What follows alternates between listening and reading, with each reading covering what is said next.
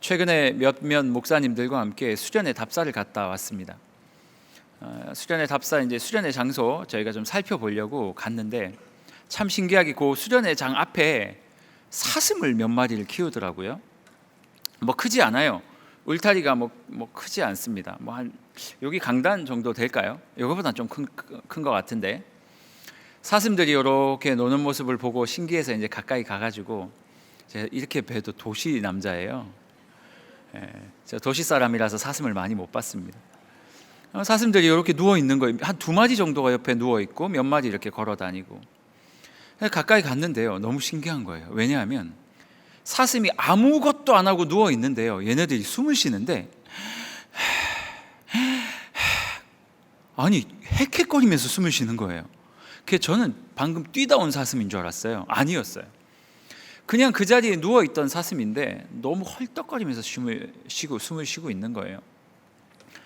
얘네들은 숨 쉬는 것도 참 힘든 사슴들이구나. 그러고 옆에 있는 사슴을 또 이렇게 봤는데 한 아저씨가 요만한 종이 하나를 들고 오시더니 그 사슴들 사료를 주고 있었어요. 그러니까 이제 그 관광객들이 와가지고 사료를 이렇게 줬는데 앞에 좀 떨어진 거 있잖아요. 이 아저씨가 돈을 주고 사료를 사오진 않고 떨어진 사료를 종이에다 이렇게 담아가지고 이렇게 뜨니까 한 14개 담겨요. 조그만한 사료였어요. 요거를 사슴한테 주려고 이렇게 하니까 요 사슴들이 그거 먹고 싶어가지고 입을 이렇게 벌리고 다가오는 거죠.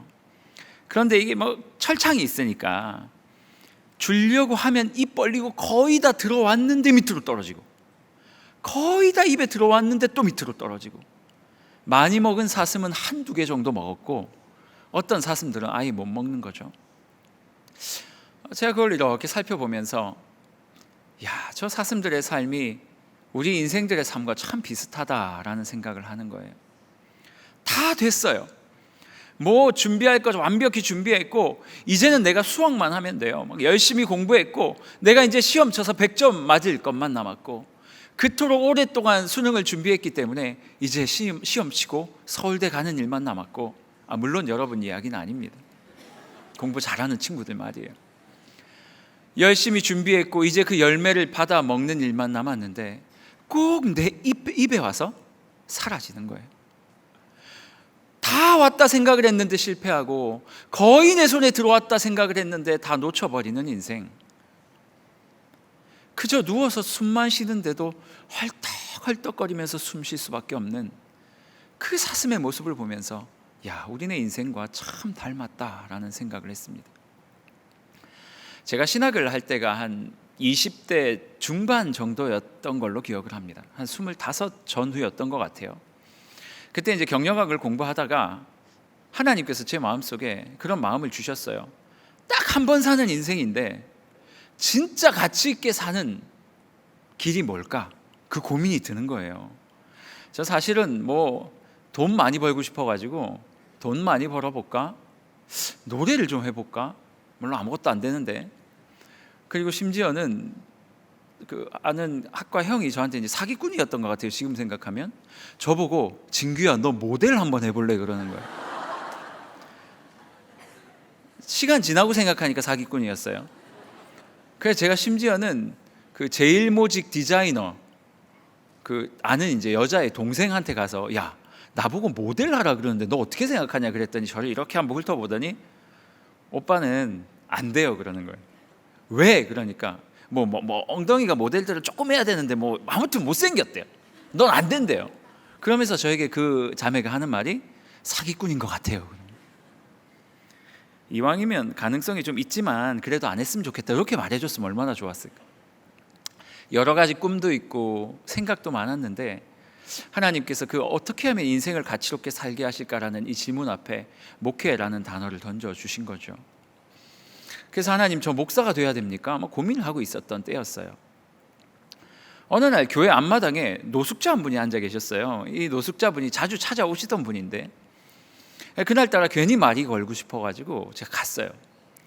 마당에 앉아 계시니까 아저씨 저를 휙 쳐다보셔요. 왜 나의 이름을 부르냐 이름은 안 불렀지만 저를 쳐다보셔요. 아저씨 뭐 하세요? 그러니까 가만히 저를 보더니 뜬금없이 자기한테 말 걸러오는 건 아니까. 말은 걸어도 내 손은 못 잡을 걸 그러시는 거예요. 손이 얼마나 더럽겠어요. 내 손은 못 잡을 걸? 그래서 제가 왜 못 잡아요? 그러고 덥석 잡았어요. 그렇게 저를 보더니 잡네? 그때부터 저에게 자기가 살아왔던 인생을 이야기를 하기 시작하는 거예요. 자신의 인생을 이야기하고 꿈에서 예수님을 만났다는 거예요. 교회당에는 들어갈 수 없고 술 먹고 막 술이 막 이렇게 됐으니까 교회당에는 들어갈 수 없고 교회 마당에 와가지고 이렇게 십자가 쳐다보다 가고 제 마음의 속이 너무 상하는 거예요. 하나님, 저분이 처음부터 노숙자로 태어나신 게 아닌데 저분의 인생을 어떻게 하나님 도와드려야 다시금 꿈을 가지고 살아가실 수 있을까요?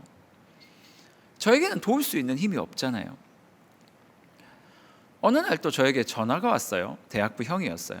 진규야 그러더니 왜요? 그러니까 저희 교회에서 이제 한 달에 한 번씩 고아원에 가서 고아원을 섬겼거든요. 예배 드리고 맛있는 거 먹고 하면서 저한테 뜬금없이 전화를 하더니 진규야, 이번 달에 말이야 목사님이 같이 못 가시게 됐어. 아, 예, 그래요? 그랬더니 네가 와서 설교 좀 해라 그러는 거예요. 저는 신학생도 아니었고 아무것도 아닌 그냥 청년이었거든요. 갑자기요? 제 스타일 아시잖아요? 가죠 그냥. 저는 갔어요. 가가지고 그 아이들한테 앞에 앉혀놓고 막 설교를 했죠. 복음 설교했어요. 너희들 우리 언제 죽을지 모른다. 이 건물이 무너질 수도 있고. 애들을 두고 제가 너무 심했던 것 같긴 해요. 예수님을 만나지 않으면 우리 나중에 지옥 갈 거고, 하나님을 믿으면 예수 그리스도께서 우리를 구원해 주셔서 우리 천국 갈 수 있어. 얘들아, 우리 같이 하나님 믿고 천국 가자. 한 5살 정도 돼 보이는 아이가, 정확한 나이는 아니에요. 말을 유창하게 하지는 못하고 아직 어렸어요. 이렇게 쫄래쫄래 걸어 들어오더니 저보고 이래요. 선생님, 그래요. 왜? 그러더니 울기 시작하는 거예요. 저희 형아가요, 교회를 안 와요. 그러면 저희 형아는 지옥 가는 거예요? 제가 마음이요 덜컹했어요. 형아를 위해서 기도해 달래요. 말도 이렇게 또박또박 하는 아이가 아니었거든요. 형아를 위해서 기도해 주세요. 그래, 기도하자. 제 마음이 또 너무 힘든 거죠. 하나님, 저 아이들의 부모가 없는 것이 저 아이들의 죄입니까? 도대체 어떻게 저 아이들을 도와줘야 됩니까? 제가 25 정도밖에 되지 않은 제가 입양을 할 수도 없고, 저 아이들을 도대체 어떻게 도와줘야 됩니까? 제가 그 노숙인을 만나고 그 아이들을 만나고 막 속에는 막 불이 올라오고, 그래서 제가 하나님께 기도하기 시작했어요. 하나님, 제가 지금부터 오늘부터 매일매일 2시간씩 내 무릎 꿇고 하나님 앞에 기도할 테니까 하나님께서 저에게 능력을 주십시오. 어떤 능력인지는 몰라요. 그냥 저 사람들 도울 수 있는 능력을 주세요. 그러면 제가 그 능력 받아서 노숙인 아저씨도 돕고, 저 우리 고아원에 있는 저 아이도 돕고, 주변에 힘들고 어려운 아이들이 많았는데 그 아이들을 좀 섬기겠습니다. 그때부터 무릎을 꿇고 기도를 하는데요, 기도가 왜 이렇게 힘들어요? 무릎을 꿇고 2시간 이런 장의자에 이렇게 엎드려가지고 기도해 보셨어요? 나중에는 막 일어날 때쯤 되면 막 다리에 막 쥐가 나고 저리고, 어떤 때는 해가 떴을 때 들어갔는데 졸은 거예요. 눈을 딱 떴는데 새카만 아직도 어두운 밤인가 봐. 재미없죠? 나미의 노래죠. 캄캄한 밤이 됐어요. 일어나서 집으로 절레절레 돌아오고, 하나님 앞에 그렇게 기도했고 또 기도했는데 하나님이 저에게 능력을 주셨을까요? 아무 변화가 없었어요. 여전히 노숙인을 만났지만 그 노숙인 아저씨가 저 때문에 어떤 변화가 없었고요. 그 고아원의 아이들이, 그 고아원이 막 부흥이 돼가지고 막 그러지도 않았어요. 그저 하나님 앞에 시간을 드리고 내 열정을 들여 기도를 했건만 그 어떤 일도 벌어지지 않았습니다. 한편으로는 하나님 앞에 실망도 좀 했고, 하나님, 도대체 저들을 어떻게 구하고 어떻게 도와야 됩니까? 오늘 모세가 살았던 이스라엘의 백성의 삶이 이런 삶이었어요. 마치 사슴이 아무것도 하지 않았는데 헐떡이면서 숨을 쉴 수밖에 없었던 상황처럼, 분명히 다 왔는데 이제 내가 그 열매를 거두기만 하는데 입에 들어오질 않는 거예요. 자꾸 앞으로 떨어져요. 희망은 있되 그 희망이 현실이 되지 않는 인생을 살아갔던 이스라엘 백성. 무려 400년 동안 노예 생활을 했어요. 400년을 노예 생활을 한다는 말은요, 이스라엘 안에서 그들의 신을 받아들였다는 이야기고, 더 이상 하나님을 스스로 찾을 수 없는 지경까지 이르렀다라는 것을 의미하거든요. 어느 날 모세가 이런 생각을 한 거죠. 하나님, 스스로 나올 수 없는 저 백성들을 내가 구원해야 되겠는데 제가 어떻게 하면 좋겠습니까? 왜냐하면 모세는 어릴 때부터 엄마의 손에서 길러졌어요. 엄마가 모세를 낳고 이 2살 아이 밑에 이런 아이들 다 죽이라고 하니까 무서워서, 또 하나님의 명령 때문이었기도 했지만 갈대 상자에 모세를 담아서 공주에게 보냈잖아요. 하지만 공주는 아이를 낳은 여인이 아니었기 때문에 젖이 나오지 않았단 말이에요. 그런데 그 모세의 누나 미리암이 그 모든 상황을 미리 알고 말이에요.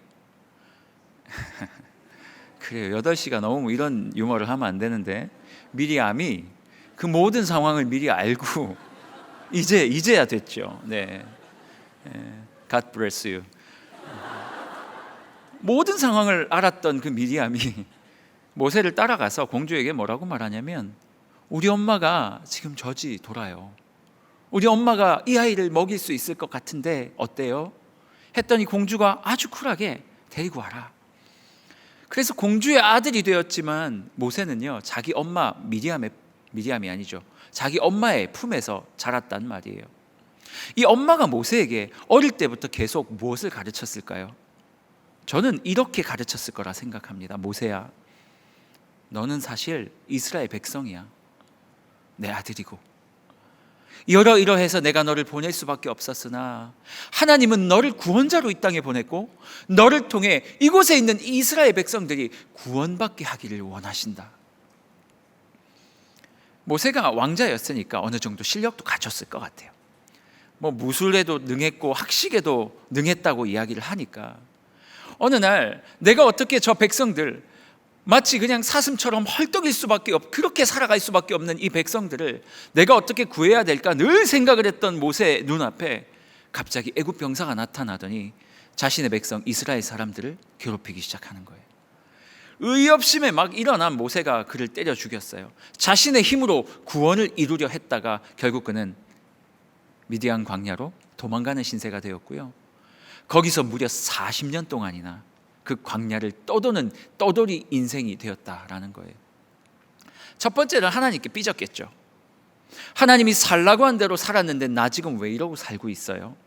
왜 나에게 능력 주지 않았고 왜 나에게 이것을 행할 수 있는 그 무엇도 주지 않아서 나는 하나님의 말씀대로 살려고 했는데 이 모양으로 세상을 살아가야 합니까?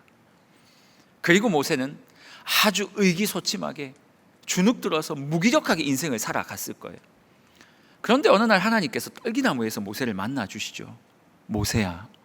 한글로 말은 안 했을 거예요. 히브리어로 어떻게 했을까요? 뭐라고 했겠죠. 모세를 불렀어요. 모세가 이게 뭐지? 하고 떨기나무 쪽으로 가니까 하나님께서 네 신발 벗고 들어와라. 이 신발을 벗는다라는 것은 네가 가지고 있었던 모든 권리를 나에게 이양하라라는 뜻이에요. 신발을 벗고 나에게 와라. 모세가 네 하고 들어가서 하나님을 만났는데요, 하나님께서 기가 막힌 제안을 하시는 거죠.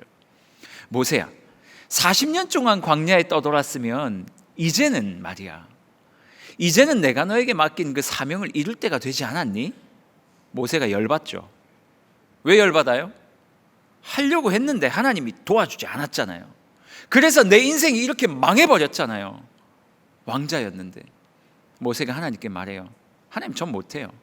저에게는 아무런 능력도 없고 그것을 할 수 있는 게 하나도 없습니다. 그러니 하나님 뭐라고 말씀하시냐면, 모세야, 너 손에 들고 있는 거 뭐니? 이거요?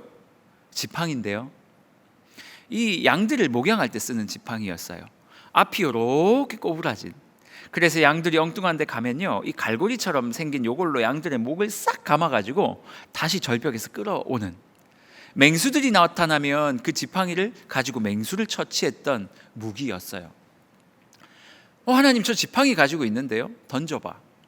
툭 던지니까 지팡이가 뱀이 됐어요. 뱀 소리 같았나요? 지팡이가 뱀이 되는 거예요. 그러더니 하나님께서 뭐라고 말씀하시냐면 그 지팡이, 그 뱀의 꼬리를 다시 잡아봐라. 우리 교역자 중에 뱀 전문가가 한 분 계세요.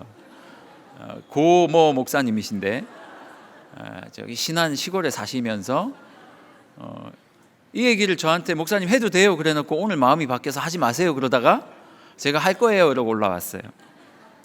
제가 이 말씀을 준비하고 있는데 목사님이 그래요, 목사님 본문이 뭐예요? 그러더니 이 본문이라고 하니까 목사님 뱀은 꼬리 잡으면 큰일 나는 거 알죠? 그러는 거예요. 제가 어떻게 알아요? 전 도시 사람인데. 몰라요. 나는 서울말 써가면서 전 몰라요 이렇게 말을 했죠. 그러니까 고모 목사님께서 뱀은 꼬리를 잡으면 돌아서 문대는 거예요. 그래서 뱀을 꼬리를 잡으려면 잡자마자 계속 돌려야 된대요. 못 물게 하려고 계속 돌려야 된대요. 여러분, 모세가 그 뱀의 꼬리를 잡을 때 마음이 어땠을까요? 모세가 몰랐을까요? 광야에는요 독사가 우글거리는 땅이었어요. 모세는 알았을 거예요. 하나님, 저 꼬리 잡으면 전 죽는데요. 하지만 모세는 하나님의 말씀대로 꼬리를 딱 잡았어요. 다시 지팡이로 변하죠. 여러분, 뱀은요 이집트의 왕이었던 바로의 상징이었어요. 그 바로의 사진을 혹시 본 적 있으셔요? 바로가 뭐 인생 네컷 이런 걸 찍진 않았겠지만 그의 그림을 이렇게 보고 동굴의 벽화를 보면 항상 목에는 뱀 목걸이가 걸려 있었고요, 머리에는 요 앞에 이렇게 뱀이 이렇게 생긴 그런 왕관 같은 것들을 쓰고 다녔어요.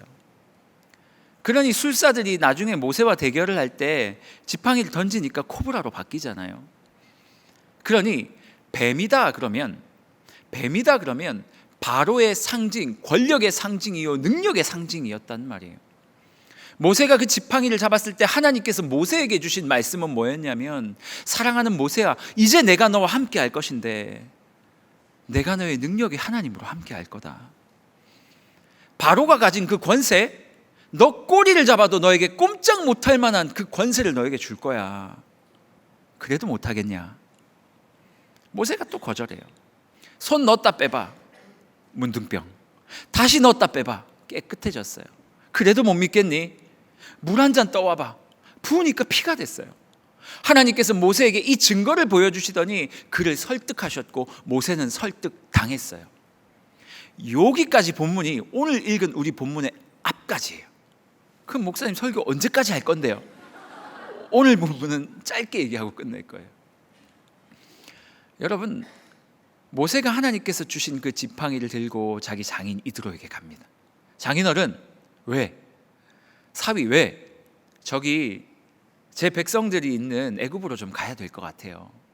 이드로가요 엄청 쿨하게 그래 가라 그래요. 모세가 자신의 아들들과 아내와 아들들을 다 태우고 20절 한번 볼까요? 20절이에요. 모세가 그의 아내와 아들들을 어디에 태웠다고요? 나귀에 태우고 애굽으로 돌아가는데, 같이 읽을까요? 시작. 모세가 하나님의 지팡이를 손에 잡았더라. 여러분, 40년 전에 모세는 자기 혼자였어요. 맨손이었어요. 지금 모세는 어떻습니까? 하나님의 능력의 상징인 하나님의 지팡이를 손에 잡고 애굽을 향해 전진하고 있었어요. 여러분, 이 뒤에 본문 보지 마시고 이 뒤에 본문 여러분이라면 어떻게 쓰였을 거라고 생각하십니까? 여러분, 이 뒤에 어떤 본문이 나올 것 같으세요? 저라면 이렇게 쓸 것 같아요. 모세가 하나님의 지팡이를 잡았더라. 그리고 모세는 하나님의 능력을 가지고 바로에게 다가갔더니 쿠구궁, 바로가 하나님의 지팡이의 능력을 보더니 벌벌 떨면서 모세에게 이르기를, 너의 백성을 데리고 출애굽하여 나가라. 나는 너와 너의 하나님이 두려워 도무지 여기에 있을 수가 없구나. 제발 좀 나가달라. 너무 자연스럽지 않습니까?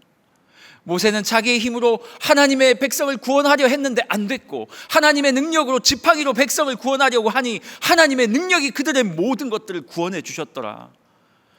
평생 동안 고통 가운데 살았는데 내가 원치 않는 것으로, 나의 집안의 어떠함으로, 부모의 어떠함으로, 아니면 나의 육신의 연약함으로 내가 고통 가운데 늘 살았는데 내가 하나님을 만났고, 그 하나님을 만나자마자 나의 모든 고통이 사라지고 하나님으로 말미암아 회복되어서 지금은 대기업 CEO가 되었습니다. 뭐 이 정도 이야기가 나와줘야 이게 하나님의 좀 뽀대나는 말씀 같지 않습니까? 그런데 오늘 성경은요, 그렇게 말하지 않습니다. 21절이에요. 여호와께서 모세에게 이르시되 네가 애굽으로 돌아가거든 내가 너의 손에 준 이적을 바로 앞에서 다 행하라. 너무 좋지요. 여기까지 이제 바로 무릎 꿇는 일만 남았죠. 그런데 뭐라고 말하는 줄 아세요? 그러나 내가 그의 마음을 완악하게 한즉 그가 백성을 보내주지 아니하리라. 열받죠. 하나님 지금 뭐 하시는 겁니까? 아니 내가 손으로 해가지고 실패했고 하나님의 능력, 내 꼬랑지가 아니고 꼬리를 잡았는데 그 바로의 권세가 나에게 꼼짝도 못하는 그 놀라운 능력의 지팡이를 주셨잖아요. 그래서 20절에 19절인가요? 20절 모세가 하나님의 지팡이를 손에 잡았더라. 이 놀랍고 위대한 선언을 하게 하셨는데 하나님 지금 뭐 하시는 거예요? 그러나 바로가 이스라엘 백성들을 보내지 않는다고요? 여러분 어떻게 생각하십니까? 하나님 너무 이상하지 않습니까? 아니 그럼 도대체 어쩌란 말입니까? 사랑하는 여러분, 하나님의 지팡이를 모세가 잡았어도 모세가 가지고 있었던, 이스라엘 백성들이 가지고 있었던 그 고통이 단시간에 사라지지 않은 거예요. 그리고 무려요, 이스라엘이 출애굽하기까지 10개의 재앙을 맞이했습니다. 10개의 재앙. 피, 개, 이, 파, 악, 독, 우, 매, 흑, 장. 피재앙, 개구리재앙, 이재앙, 파리재앙. 그냥 이렇게 외웠어요. 앞자만 따서 말이에요. 여러분, 이 10개의 재앙을 하나님께서 이스라엘 백성들이 다 치르게 만드신 다음에, 겪게 만드신 다음에 그제서야 그 백성들을 끄집어내오는 거예요. 너무 열받지 않습니까? 여러분, 하나님께서 왜 이렇게 하신 줄 아셔요? 성경에 보면요, 하나님께서 이스라엘에게 10재앙을 베푸신 이유를 2가지로 크게 이야기를 하고 있는데, 첫 번째는 이 10개의 재앙을 통해서 이스라엘 백성에게 하나님 자신을 알리고 싶으셨던 거예요. 얘들아, 내가 능력의 하나님이 맞긴 한데 말이야, 내가 어떤 하나님이냐면 이 10개 재앙은 모두 다 애굽의 신들이었거든요. 그 신들을 하나하나 파괴하면서 나는 애굽의 1번 신도 깰 수 있고 2번 신도 깰 수 있고 3번 신도 깰 수 있고 말이야. 이스라엘 백성아, 모세야, 네가 원했던 건 뭐지? 저는 능력을 원했어요. 하나님이 임하시면 나의 모든 고통과 아픔이 일시간에 다 사라질 줄 알았어요. 그리고 나 서울대 가고 대기업 CEO 될 줄 알았어요. 나의 아팠던 몸은 회복되고 내 골치 아팠던 모든 문제들은 하나님을 만남과 동시에 모두 다 사라질 줄 알았어요. 근데 모세야, 내가 원한 건 그거 아닌데. 내가 원한 건 말이야, 내가 그 지팡이를 너에게 준 이유는 말이야, 그 지팡이를 통해서 네가 그 고난을 견뎌갈 수 있도록 도와주고 싶었어. 그래서 말이야, 그 지팡이로 말미암아 너와 나와의 관계가 회복되기를 원하는. 모세가 지팡이를 들고 이스라엘 백성들과 함께 여전히 고단한 인생들을 하나하나 이끌어가면서, 일구어가면서 적어도 내 손에 있는 지팡이를 보면서, 그래, 이 지팡이가 뱀이 되게 만드셨던 하나님이 계셨다, 이 지팡이로 말미암아 우리를 구원하겠다 말씀하신 하나님이 계셨지, 하나님이 원하시는 것은 지팡이의 능력을 나에게 주길 원하시는 것이 아니라 이 지팡이를 통해 나와 너와의 관계를 회복하기를 원하시는 거였죠. 사랑하는 여러분, 무엇을 원하십니까? 여러분의 손에 하나님의 지팡이가 들려 있습니까? 있어야죠. 우리가 예수를 믿었는데요, 있어야죠. 그런데 여러분, 하나님은 그 고난의 문제를 해결시켜 줌보다 더 크게 생각하신 것이 있었어요. 그 문제를 견뎌내며 끊임없이 나와 함께 하자라는 거였어요. 제가 20대 때 그렇게 하나님 앞에 기도했어요. 막 어떤 날은요, 제가 좀 괴짜예요. 어떤 날은 막 2층 우리 부서 예배실에서 기도를 하다가 야, 요거 가지는 안 되겠다. 좀 더 무서운 데로 가자. 그래서 막 교회에서 아무도 안 가는 습기가 가득 찬 지하 4층 골방이 하나 있었어요. 거기 한번 들어갔다 나오면 몸이 다 젖어요. 막 하나님께 막 부르짖어 기도하고 기타 하나 들고 들어가가지고 막 30분 찬양하고 30분 기도하고 또 선포하고 소리 지르고 막 이러고 있는데 갑자기 밖에서 쿵 소리가 들리는 거예요. 얼마나 무서워요. 기도해도 무서워요. 그러더니 갑자기 문이 확 열리더니 빨간 손이 확 나오는 거예요. 사찰 집사님이 빨간색 목장갑을 끼시고 이게 무슨 소리야 하고 들어오신 거예요. 기절할 뻔했어요. 하나님 앞에 그렇게 기도했어요. 기도하고 그거 안 되겠다 싶어서 산에도 올라가서 기도하고 바위에 앉아서 기도하는 사람 보고 오, 저기 가면 좀 능력이 있나? 바위도 올라가 봤어요. 별의 별짓을 다 했어요. 소나무 한번 2번 흔들어 보다가 아, 이건 뽑힐 나무가 아니다 포기했고, 하나님 앞에 그렇게 기도했는데 그때 만났던 노숙자 아저씨 해결 안 됐어요. 그때 만났던 고아원 우리 아이요 해결 안 됐어요. 해결된 게 뭔지 아세요? 제가 얻은 게 뭔지 아세요? 그 노숙자 아저씨와 그 아이를 위해 펑펑 울면서 하나님 나에게 능력 주시면 저들의 고통을 좀 어떻게 치료해 주고 싶습니다라고 기도했던 그 시간들을 통해 하나님이 저를 만나 주신 거예요.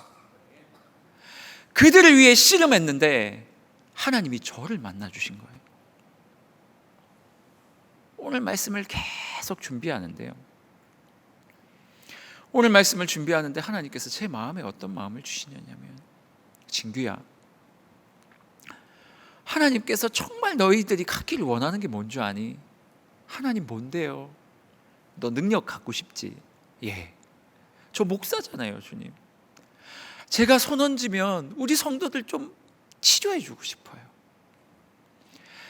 맨날 울면서 와서 아프다고 말씀하시는 그 성도님들 좀 치료해 주고 싶어요.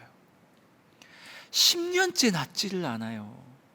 우울증이 사라지지를 않고 공황장애 때문에 집 밖을 나오지를 못하고, 왜 그 지겨운 가난은 해결이 안 되고 어떻게 이렇게 힘든 인생을 살아가는 거예요. 하나님, 제가 안수하면 제가요 목사가 되고요 하나님께 돈 달라고 기도해요. 돈 달라고. 저한테 달라고 기도하는 게 아니라 하나님, 우리 성도님들 돈 좀 주세요. 내가 우라통이 터져가지고 돈 좀 주세요. 하나님, 좀 낫게 해주세요. 하나님, 저에게 능력 좀 주시면 안 됩니까? 제가 능력 받으면 여러분들 혜택 볼 거 아니에요. 아프셔요? 힘드셔요? 전화만 주면 콜하고 제가 달려가서 저 가자잖아요. 가자. 그냥 집 초인종 열고 들어가가지고 제가 기도만 하면 막 잔고에 막 영영이 바바박 붙고, 막 제가 기도만 하면 아픈 아이들이 일어나고, 막 여러분들이 혜택 볼 거잖아요. 하나님, 능력 좀 주시면 안 됩니까? 하나님께서 저에게 말씀하시는 거죠. 진규야, 내가 너에게 능력 주면 뭐가 바뀌는데? 네가 안수해서 그 사람들이 나으면 그 다음엔 뭐가 바뀌는데? 또 너에게 안수받으러 오겠지. 뭐가 바뀌는데? 내가 너에게 능력 주고 싶다. 그런데 그것보다 더 중요한 게 있는데, 그거는 네가 기도의 능력을 얻고 네가 어떤 권세를 얻어 성도들을 직접적으로 치료해 주는 그것보다 말이야, 더 중요한 거는 너와 하나님의 관계가 회복돼 하나님의 임재를 경험하는 거야. 우리 성도들이 하나님의 임재를 경험하는 거야. 그래서 여전히 고난스럽고 아프고 힘든 길을 걸어가지만 그 하나님의 임재로 말미암아 하나님과 관계가 더 돈독해지며 작년보다 더 힘든 길을 걷더라도 하나님의 임재로 말미암아 다시 한번 회복되고 다시 한번 이겨내고 다시 한번 하늘을 보고 걸을 수 있게 하는 거, 그게 진짜 대안 아니겠니? 사랑하는 성도님들, 여전히 아프시지요? 저도 아파요. 저도 아플 때가 많아요. 하지만 성도님들, 저도 하나님 앞에 수없이 부르짖었지만 하나님께서 응답 안 하신 기도가 더 많아요. 제 기도에 다 응답하셨다면 여러분들의 삶이 훨씬 나아졌겠죠. 하지만 사랑하는 여러분, 하나님께서는 이 모세의 지팡이를 통해 하나님과 관계가 회복되기를 원하셔요. 하나님의 임재를 경험하기를 원하셔요. 모세가 첫 번째 재앙을 하고 바로가 거절했을 때 그 지팡이를 보면서 그래도 하나님 살아계시고 나와 함께 하시지. 그래서 또 일어나서 두 번째 재앙을 향해 걸어간 거거든요. 사랑하는 성도님들, 하나님 앞에 고난을 없애달라고 부르짖으셔요. 괜찮아요. 우리는 자녀이기 때문에 당연히 해야 돼요. 그런데 더 중요한 건 뭐냐면, 적어도 하나님의 지팡이를 보면서, 하나님을 바라보면서, 하나님의 임재를 구하면서, 그분과 함께 동행하면서 그렇게 부르짖는 우리가 되었으면 좋겠어요. 하나님, 지금 나의 고난에 오셔서 이것을 치유해 주십시오. 그 기도도 좋은데요, 하나님 지금 내게 임재해 주십시오. 그래서 하나님께서 내 삶에 그 고난의 문제에 하나님께서 개입해 달라고, 하나님 이 고난을 통해 하나님과 더 가까워지기를 원하오니 나와 함께하여 주옵소서.